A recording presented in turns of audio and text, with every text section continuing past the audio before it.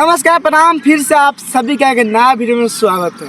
फिर से आज हम बात करेंगे अवधेश प्रेमी की, जो बहुत खतरनाक और बहुत मस्त गाना लेके आए हैं। जिस गाना के नाम है हम देत रहिले आ भातरा लेत रहेला।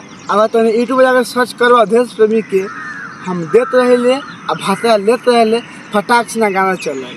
तो भाई लोग हम बता दी कि भौजी इतना बेशरम हो गल बिया कि अपना सखी से कहत दिया कि हम देत रहिले आ भातरा लेत रहेला, वो टाइम से टाइम।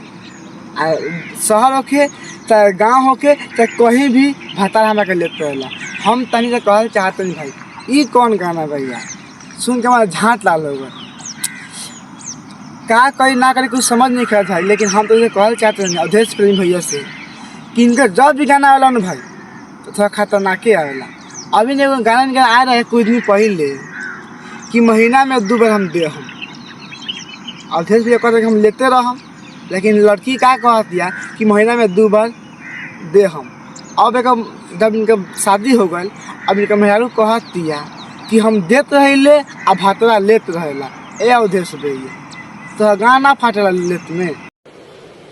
अच्छा ठीक है। अरे तू कहाँ गाना गावेला, हमें कुछ समझे ना आवेला। आ कूद के पेल ले तो कहला हाँ आकाश का पेल देला। अरे तो पेलबे करम।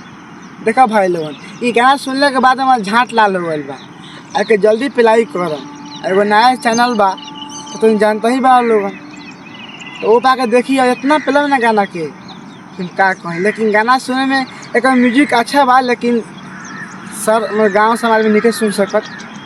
कोनो लड़की के चाहे अपने घर परिवार के साथ नहीं सुन सकते। हाँ अकेला में खूब कान में हेड में लगा के खूब डांस हम गा सकता रहा, वो दिक्कत नहीं थी। लेकिन हम तो ये कहना चाहता नहीं कि अवधेश भैया बहुत मेहनत करके आयल बड़न, सपोर्ट करा अवधेश भैया। कहल चाहता अवधेश भैया अगर वीडियो तो चल गल बा तो हम तो कहल चाहता नहीं कि थोड़ा गाना गावा, लेकिन थोड़ा साफ सफाई से। असली गाना मत गावा, कूद के पेल देम बाद में मत कहिए का पेल दिल। तो बस भाई इतना हम बोले आ रहे नहीं हो। वीडियो कैसा लगा कमेंट में बताएं, और वीडियो अच्छा लगे तो लाइक करो। फिर से मिलते हैं नेक्स्ट वीडियो में, जब तक के लिए जय श्री राम।